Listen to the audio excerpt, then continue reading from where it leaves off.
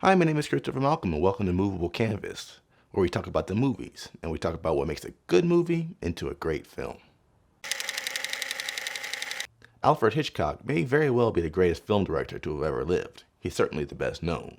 You'd be hard-pressed to find any movie rankings or rankings of film directors that don't include him or some of his movies at or very close to the top.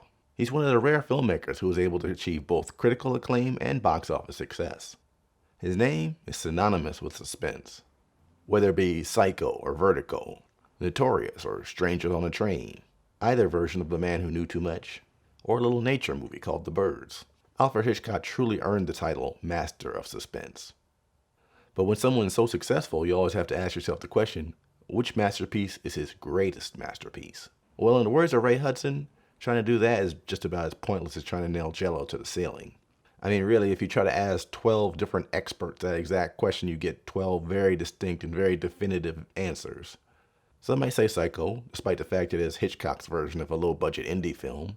But then again, few screen villains have ever been as terrifying or as memorable as Norman Bates.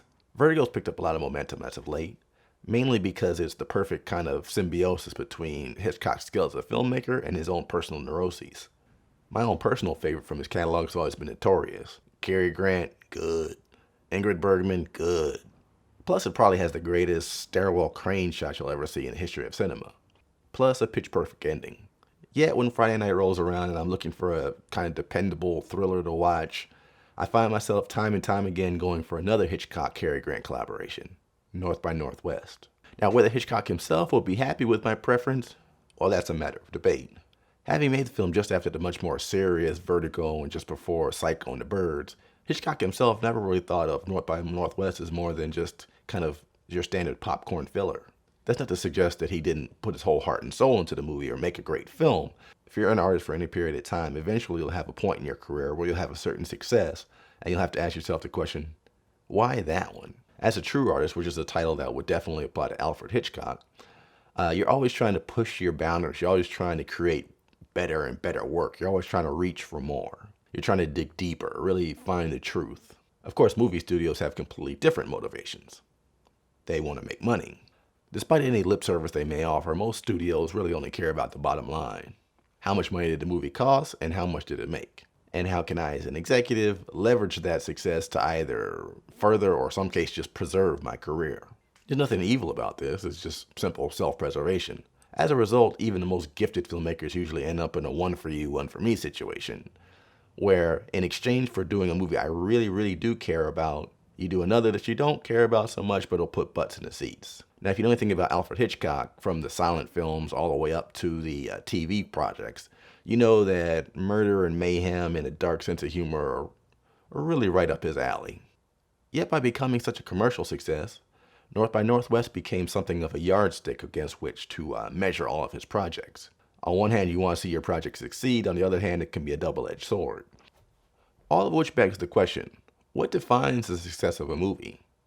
Furthermore, what defines the quality of a movie? As this is a channel where we try to look back at classic Hollywood and assess certain things, how do we go about judging what's a great film and what's a good movie? And in the end, does the difference even really matter? I say this as someone who's often accused of being a film snob for refusing to admit that the latest remake of a sequel of a remake is in fact the greatest movie ever made simply because it opened to $150 million at the box office. Often I find myself arguing that box office, especially opening week box office, is more of a function of the studio marketing than it is the quality of the movie. And what delineates a great movie from a popcorn film? I mean, can a movie be both? North by Northwest proves that a movie can absolutely be both good and popular at the same time. So what are its secrets? 1, Cary Grant. I seem to say that a lot, but really, if you want to have a great movie, just put Cary Grant in it. 2, take what is essentially a genre film and add something to it. North by Northwest and many of Hitchcock's thrillers are just that, thrillers. They fit very neatly into a genre. The audience knows exactly what it's going to get when it walks into the theater. And while that may drive an artist crazy who's constantly striving to come up with something new, it certainly does add to the box office. Why else do you think studios spend so much money on sequels and superheroes? Just like the shopper who buys the exact same detergent every time she goes to the store, there are certain moviegoers out there that just want to know what they're going to get before they buy their ticket. That may not make any sense to you or me, but it makes a lot of sense to the person who stands in line to watch Fast and the Furious 57 or gets genuinely excited about whatever it is Marvel has coming out next. But rather than just following the formula, Hitchcock's true skill is being able to reinvent the formula.